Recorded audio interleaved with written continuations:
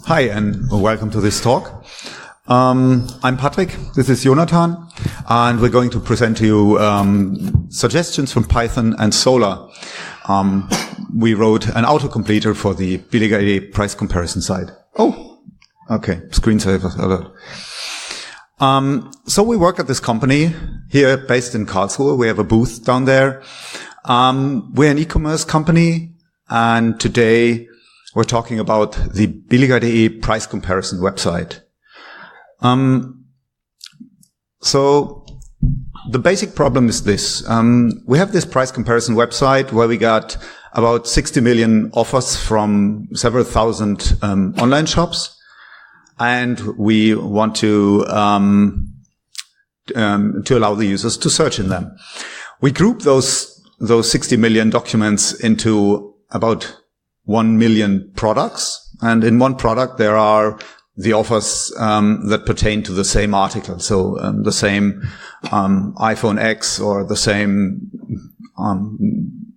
television model, whatever. And then we group products into categories, like all the TV sets and all the cell phones and all the tires and all the fridges and stuff like that. That's the basic data types in our index. There's more data types coming later in the talk, but this is all for now.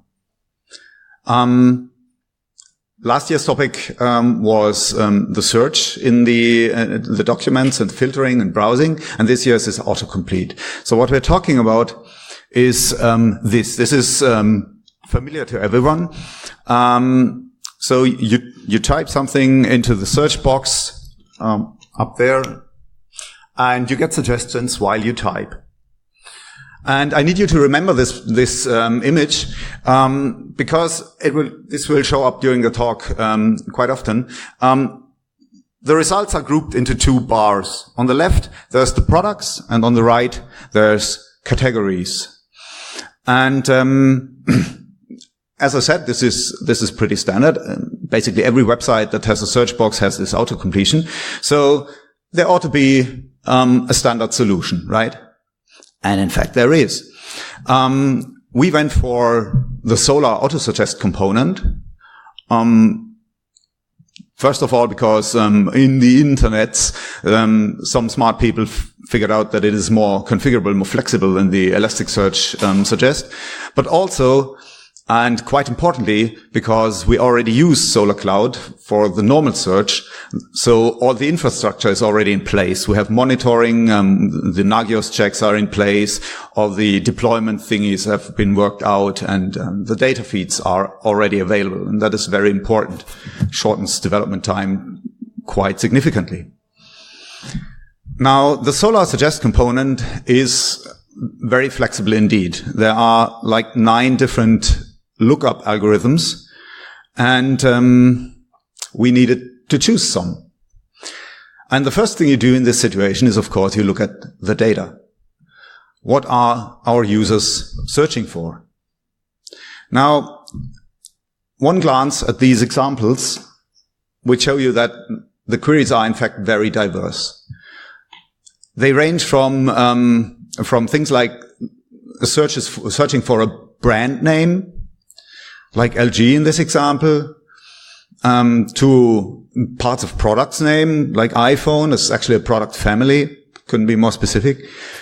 Category queries are quite different thing indeed. It's like this toaster is one of the examples, or cell phones in general, TV sets is quite different. And then there's weird stuff like UE55NU8008. Anyone venture a guess what that is? Very good. It's a Samsung TV. Excellent. And another thing that occurred to us when we were looking at the data is that the match position of whatever the user entered within the document is not all that relevant. Like the LG example, this will match at the very beginning of the document of this TV set, whereas the iPhone example will match in the very middle of the document. So the position of the match within the document is not that relevant. So after some experimenting with these lookup algorithms, We chose those two. The analyzing infix lookup factory. It's a factory. It's Java. Obviously, everything is a factory. And the fuzzy lookup factory. And the analyzing infix, for those who have already some experience with Solr or Lucene, analyzing means you have to configure tokenization. You have to split up the input into tokens. So the infix, the beginning, is referring to a token. This is just a fancy way of saying the start of a word. This is very good for precision. However, we might miss some recall. And for that, we also configure the fuzzy lookup factory, which can be given a maximum Levenstein distance, which we allow so we can account for typos. But we will prioritize the precision, the precise hits over the more recall-oriented fuzzy hits. So we will see this in the code. There is another thing that's a bit peculiar about the suggest component is it's not sorting by any of the usual information retrieval scores like BM25, OKP, or TF-IDF, but it's in fact using a weight field. And for a weight field, we chose the clickout relevance. That is basically the number of clicks the document got in the last couple of days, weeks, whatever. This is kind of like an a priori probability of the document being relevant. We chose that as the weight. I'm going to spare you the configuration because it's all XML, and this is PyCon, so let's not pull that thread. But I would like to refer you to the really excellent Solr reference guide. This document is actually quite well maintained and well written and rather helpful. So now let's delve into the code. In our company, we have like a standard, and that is we use Apache and Pyramid for web services. So we built some wrapper, a thin wrapper around the actual code, and to make it an RPC, JSON RPC service. And this is the entry point, for the service. The suggest method gets the Pyramid request and the query string. And I'm going to develop this code a bit, or we are going to develop this code a bit as we encounter more non-trivial scenarios. But this is the start, the initial thing. So we get from the Pyramid settings, we get the Solr URL, and then we call the get Solr suggestions function. Pass it the URL and the query, and this will return some suggestions. And these suggestions are then passed to a second function, get relevant suggestions, which will then post-process the suggestions. And we shall now delve into these two functions. This is the call to the Solr suggester. It's just Solr, so it's HTTP protocol, get request, and you get some JSON response. We set the query to whatever the user passed into our function. We request 50 suggestions, and we call those the infix and the fuzzy dictionary. They're called here, the parameters are called dictionary. We do the get request, get the JSON, and then we fetch the relevant fields from the result. This is a bit arcane. You can actually feel that it's trying to speak XML to you, but you can force it to speak JSON-ish. And here you can see how we prioritize the infix over the fuzzy suggestions. And then there's two things we need to do. First of all, we have two suggesters, the fuzzy and the infix, so there might be duplicates. They might both come up with the very same suggestion, so we have to deduplicate, and this is what we do here. We remember what we have already seen, compute a key for every document we try to append, and if we haven't seen it, we append it and remember the key. And the second thing we need to do is remember that screenshot I showed you, which I asked you to keep in mind. That is, we have these two bars in the search result, the products and the categories, and we have to split here. And this is what we do in this line. We have a result as a dictionary, and for every type, we append every document to each sublist. And this is iterating over the suggestions, converting it to a format that is more suitable for us. We won't go into that, and appending it according to its type and deduplicating it. And as a finishing point, we truncate it so we don't return too many suggestions. So that's pretty straightforward. A few lines of Python, bit of configuration. We're done, right? Yeah, and then we gave the finished product to our product development department, and they did a more systematic and broader testing of it and found some problems. And we're going to go through some of the problems here and how we approached them. So the first thing they noticed, or one of the first things they noticed, is that it didn't work so well for short queries. So if you, the problem here is if you type three or two or one character, there's really not enough information in what you type to know what you really want. So we get tons of false positives here. If I think the first example that they found was when they tried to slowly search for an iPhone, IPH, then they found inhalators, because it's Levenstein distance of 1, if you only consider the length of the prefix of it. This was the one reason why this was bad. The other thing was that due to the way we calculate this click-out relevance, categories would always be found and would displace the products, because categories essentially get the relevance of all their products combined.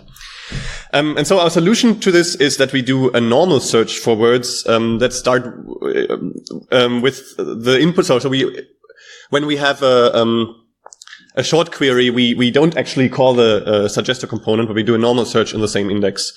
Filter for products only, and again sort by click-out relevance. So this is what the updated suggest function looks like now. We have this check here that if we have a query that's longer than 3 characters, then we do what we did before, and otherwise we use the getSolr short suggestion function. From both we get suggestions, and both afterwards we just put them again in the relevant suggestions function. So this is how this looks like. This is a normal Solr request to the select endpoint. We do a query of the title and star, so of this prefix really. Filter query for products, and sort by the click-on relevance. And this is the result we get if we type LG. Now we actually get LG TVs. This is all great. The only problem is that we now have no categories, because we filter only for products, right? So how can we provide category suggestions? Because this is really the worst possible scenario for product development, because emptiness is terrible. And so what we can do is we can use the categories associated with the products that we found to enrich our category space there with categories. So what we do is we take as I said, the categories of the LG TV, for example, Fernseher is TV set in German, or the phone there is Handys unter Vertrag. And right, what you might notice, you might see the side by side fridges. Where do they come from? Well, because you remember that we got 50 results from the Solr endpoint, not just 6. This is just the truncation at the end. So there are more products considered for these categories than just the ones that are displayed here. And we may even include parent categories. So if we don't have enough categories yet, we walk up our category tree and add, like, we have most mobile phones on our site are in a category called Handys ohne Vertrag, mobile phones without a contract. There's another category, mobile phones with a contract, and they together are under the category mobile phones. So now we have mobile phones without contract and mobile phones, even though no actual mobile phone is in that category. Yes. So now we have an idea what to do when we don't have any products. But what about the other way around? What is if we don't have enough categories? I'm sorry, but what if we don't have enough products? Like this is already the finished result. what if someone's searching for like the word TV set or the word cell phone? It turns out that basically none of the cell phones contains the word cell phone. Like everybody knows it's a Galaxy and it's an iPhone and whatever. And the term itself is not included. And that's true for quite a lot of categories. TVs as well, and this is the example for that. So no TV contains that word. So what do? What we do is from the suggestions we do have, and that is probably just the category, we're harvesting categories, and while we're at it, also brands. So when we're iterating, this is an extension to the relevant suggestion function. You might notice it's got an additional parameter. Well, it's got an additional parameter. Now, where's my pointer? Doesn't work. The other way around. It's the other way. I was pointing at myself. That's really useful. There's a new parameter, backfill.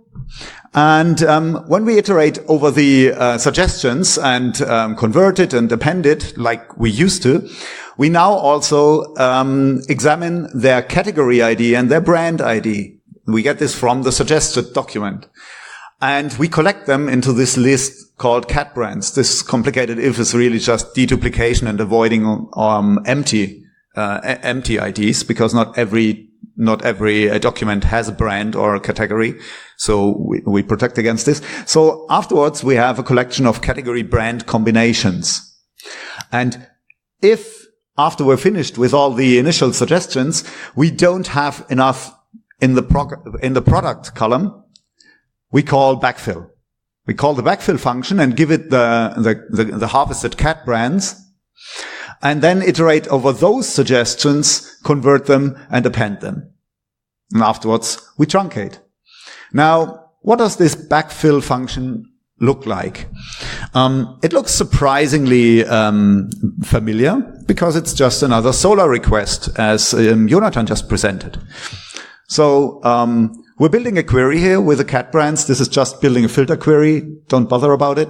And we do form a Solr search request query, filter for products, and do the get request to Solr, get the JSON, and return the documents. So now we have those backfill responses.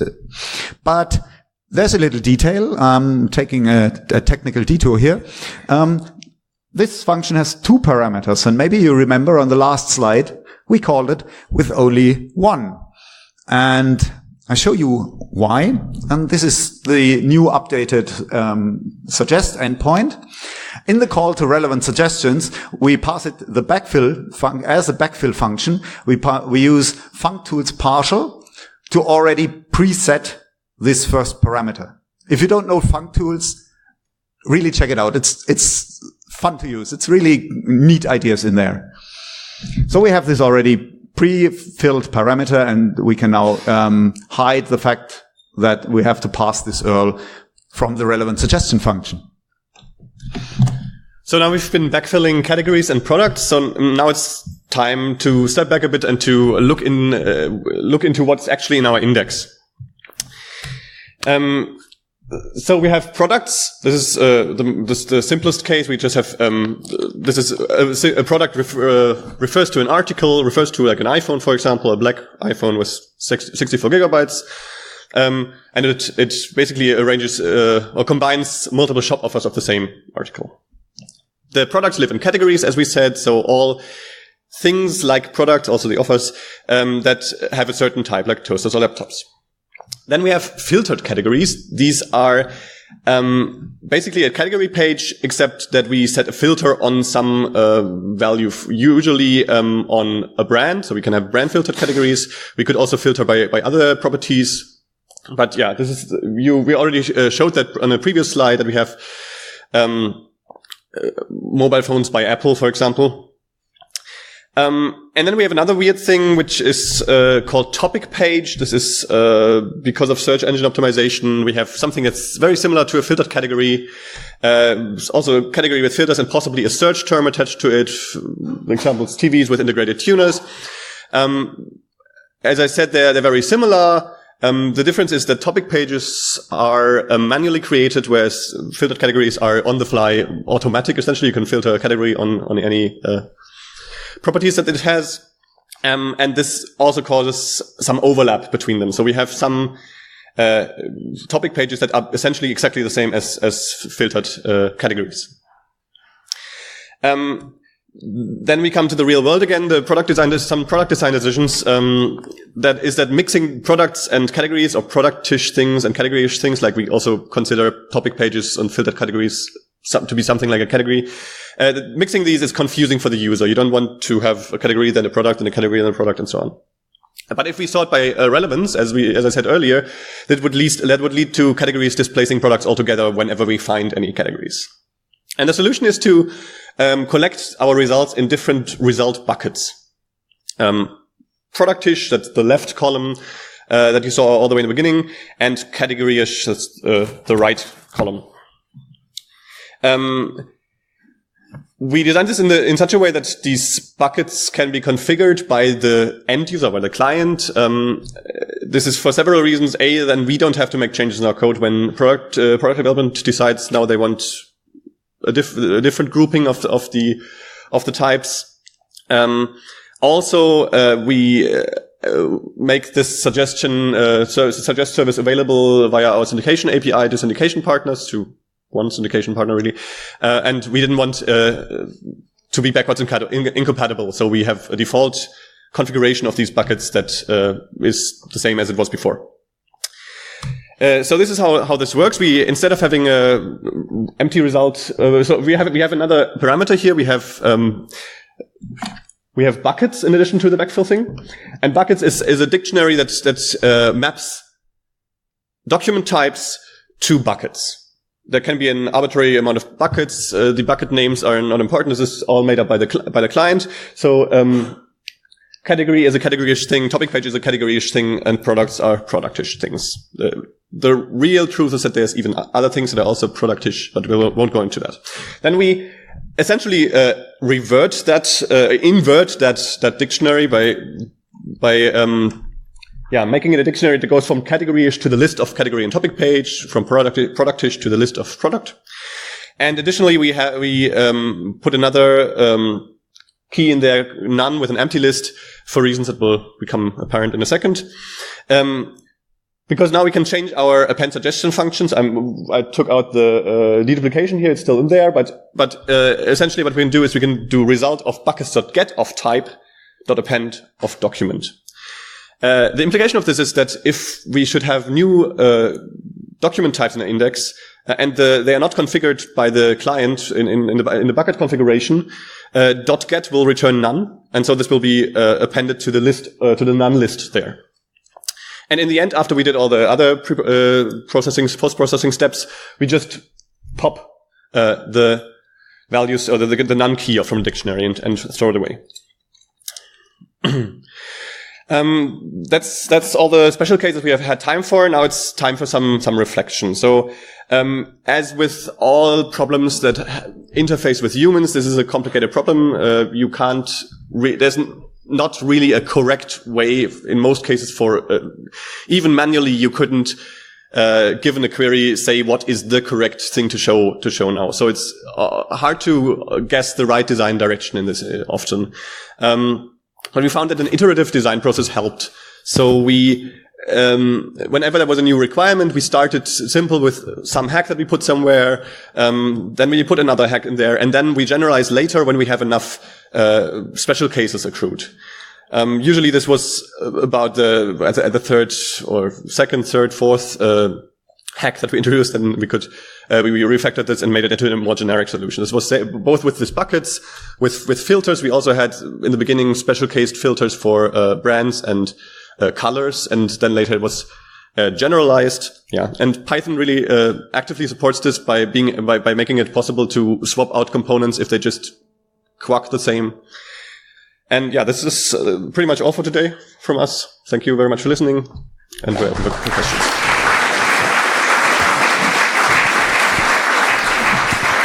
Thank you very much for your talk. We now have some time for questions. Are there any questions?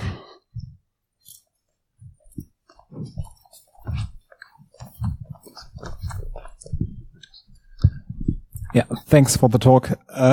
You made your decision which items to show mainly based on, well, the feedback of product design.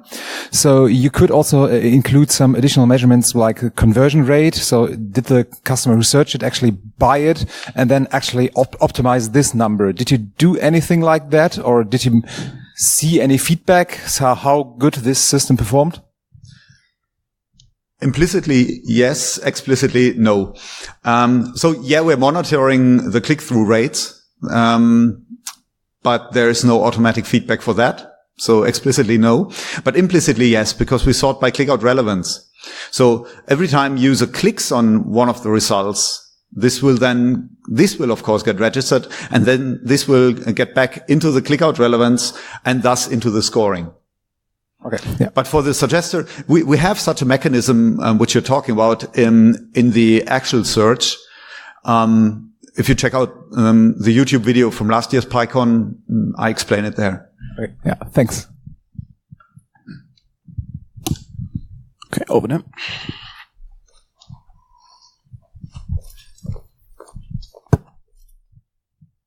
Thanks.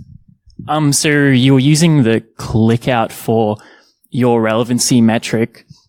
I'm just wondering, is that generally regarded to be the best metric for this sort of suggestion problem, or did you actually try like BM25 TF IDF and found that it was better? For the backfill, we tried that. For the suggestion itself, there is no BM25. The suggestions won't return that. You have to actually specify a weight field. For the suggestions we did, but the thing is, this matches so many documents that that neither term frequency is usually one anyway, because the products don't contain many duplicate words in general. Johnson & Johnson being an exception to that. But the inverse document frequency has its own drawbacks, because this will reflect on the amount of offers that carry the same word. For instance, there is one category, toners for printers, for which we have an incredible amount of offers. So the inverse document frequency is like totally arbitrary in this case. So for single words, the IDF isn't really that helpful, especially for partial word matches. Okay, thank you. Are there any more questions? Have you tried to incorporate any word embeddings or document embeddings in Solr? Or if not, do you know if it's possible?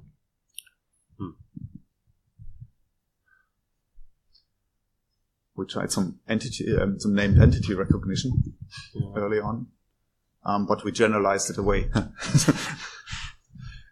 I don't think with the suggester components of Solr that's possible. No. With a completely handmade solution, it would probably be possible, but yeah. We're missing the training data, I guess.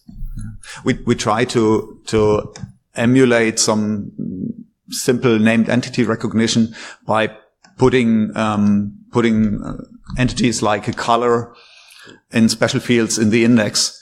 But really it added a lot of complexity and didn't give us too much gain. There's time for one last small question. Okay. Only small. So my question would be, have you considered multi-arm bandit strategies to optimize?